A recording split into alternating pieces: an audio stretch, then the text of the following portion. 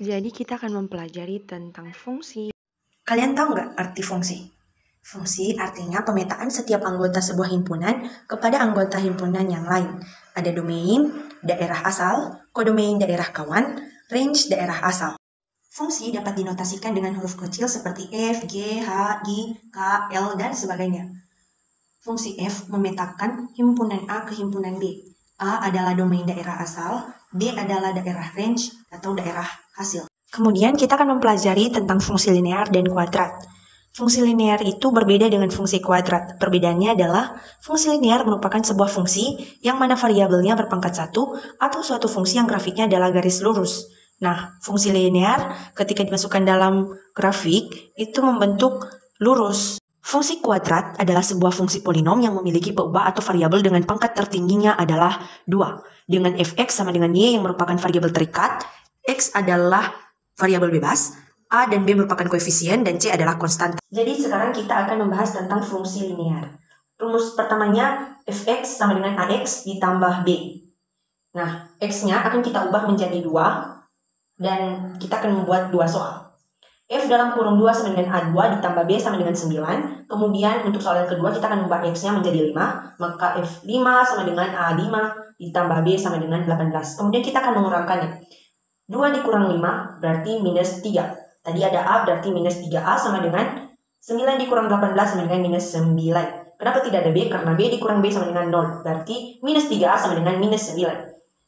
Yang kita cari adalah A. A sama dengan minus 9 dibagi minus 3. Hasilnya adalah 3. Kenapa 3? Karena minus dibagi minus hasilnya positif. Nah, selanjutnya kita akan ambil soal pertama, yaitu F2 sama dengan A2 ditambah B sama dengan 9. Kita kasih ke bawah, 2A ditambah B sama dengan 9. A-nya kita ubah sesuai dengan yang kita cari tadi, yaitu 3. Berarti 2 dalam kurung 3 ditambah B sama dengan 9. Pertama-tama kita kalikan. 2 kali 3 sama dengan 6. Tambah B sama dengan 9. Kita pindahkan 6-nya. Berarti kalau dipindahkan akan dari positif ke negatif. 6. Berarti B sama dengan 9 kurang 6. B sama dengan 3. Berarti Fx sama dengan 3x tambah 3. Selanjutnya kita akan membahas tentang contoh soal fungsi kuadrat. Seperti di layar, contoh soalnya adalah x kuadrat ditambah 2x ditambah 4. Nah, kita akan menentukan mana konstanta dan koefisien sesuai dengan arti fungsi kuadrat. Tadi koefisien adalah A dan B, dan konstanta adalah C. Oleh sebab itu, x kuadrat berarti 1 pangkat 2 ditambah 2x tambah 4. Oleh sebab itu, A sama dengan 1, B sama dengan 2, C sama dengan 4. Berarti 1 dan 2 adalah koefisien dan 4 adalah konstanta. Nah, rumus untuk kuadrat B per 2A berarti B dibagi 2A. B-nya tadi 2, baru 2 dikali A. A-nya 1. Berarti 2 dibagi 2 dikali 1 sama dengan 2 dibagi 2, 1 dikali 1, 1. Berarti hasilnya x kuadrat tambah 2x tambah 4 sama dengan 1. Sekarang adalah fungsi inverse dan fungsi komposisi. Nah, fungsi inverse dan fungsi komposisi memiliki arti tersendiri. Fungsi inverse adalah fungsi yang merupakan kebalikan aksi dari suatu fungsi. Perubahannya, ubah bentuk y sama dengan fx menjadi bentuk x sama dengan fy. Tuliskan x sebagai f minus 1 dalam kurung y, sehingga f minus 1 dalam kurung y sama dengan fy. Selanjutnya, fungsi komposisi. Artinya sebuah operasi yang mengambil dua fungsi. Operasi fungsi komposisi juga bisa dinotasikan dengan penggunaan huruf atau simbol O yang bisa dibaca sebagai komposisi atau bundaran. Fungsi baru yang dapat terbentuk dari fx dan juga gx, yakni FOG dalam kurung x, yang artinya G dimasukkan ke F. Nah, kita akan coba contoh soal fungsi inverse. Di layar telah ada seorang pedagang kain memperoleh keuntungan dari hasil penjualan setiap X potong kain sebesar KX rupiah. Nilai keuntungan mengikuti fungsi Fx sama dengan 1000X ditambah 500, di mana X banyak potong kain yang terjual. Pertanyaannya, A. Jika suatu hari pedagang kain tersebut mampu menjual 220 potong kain, berapa keuntungan yang diperoleh? B. Tentukan fungsi yang menggambarkan banyak potong kain yang terjual. C. Jika keuntungan sebesar 10500, berapa potong kain yang terjual? Layar, jawaban yang pertama.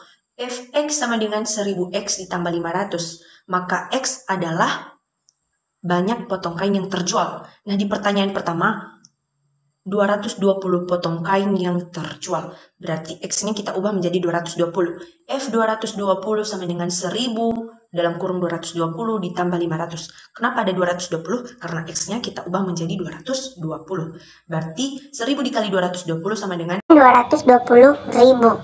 Berarti 220.000 ditambah 500 berarti 220.500. Itu untuk jawaban A. Untuk jawaban B, soalnya tadi tentukan fungsi yang menggambarkan banyak potong kain yang terjual.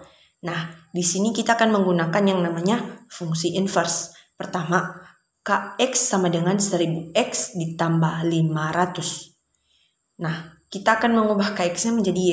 Y sama dengan 1000x ditambah 500. Kita pindahkan 500-nya ke bagian Y, berarti Y dikurang 500 dibagi 1000 sama dengan X. Berarti X minus 1 dalam kurung X sama dengan X dikurang 500 per 1000. Itu cara menggambarkannya. Nah, selanjutnya bagian C. F dalam kurung X sama dengan 1000x ditambah 500.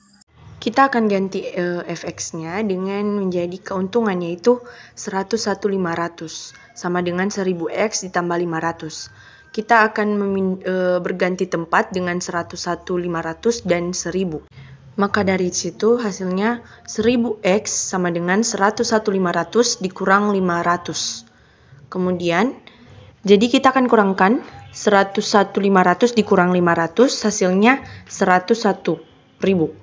Nah, kemudian kita pindahkan yang 1000-nya, kita pindahkan ke sebelah 101.000. Berarti ketika dipindahkan, hasilnya menjadi pembagian. Berarti X sama dengan 101.000 dibagi 1000. 101.000 dibagi 1000 sama dengan 101. Berarti hasilnya adalah X sama dengan 101. Itulah keuntungannya. Selanjutnya adalah contoh soal fungsi komposisi. Nah, seperti yang di layar, proses pembuatan pelepah pohon pisang dilakukan melalui dua tahap ya.